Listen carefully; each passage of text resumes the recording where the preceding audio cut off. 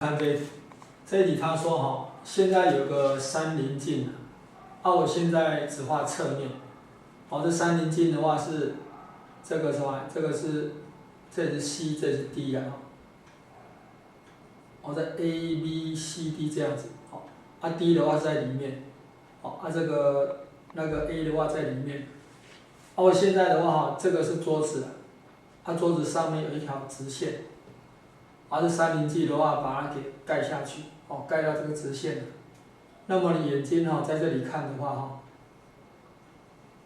这个直线的话是在原来位置的前面还是后面？好，我们晓得我们假设这个这一条线，桌子上面这一条线被三棱镜盖住的这条线，那画出一道光出来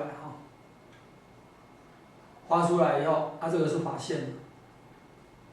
因为这个三棱镜的折射力比较大，空间的折射力比较小，所以它光射出去以后，它会偏离法线，会偏离法线。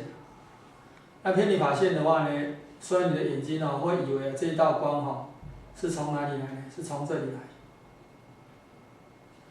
也就是说这一条线的话会往前移你看到这条线会以为在这里。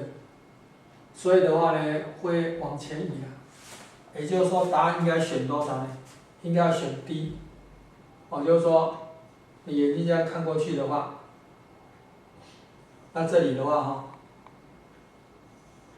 这里的话呢是DC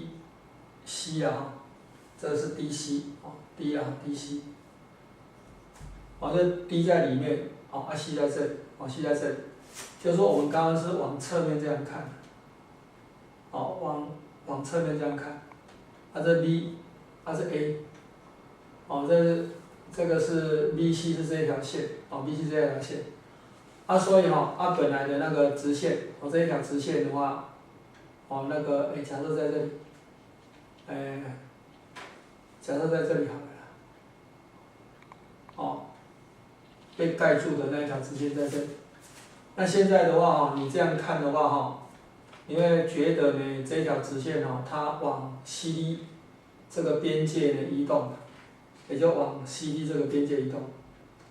所以你从三棱镜这样看过去的话，会看到就是在被三棱镜遮住的这一条线段大概在这里会往前移。所以答案应该选D应该选 D。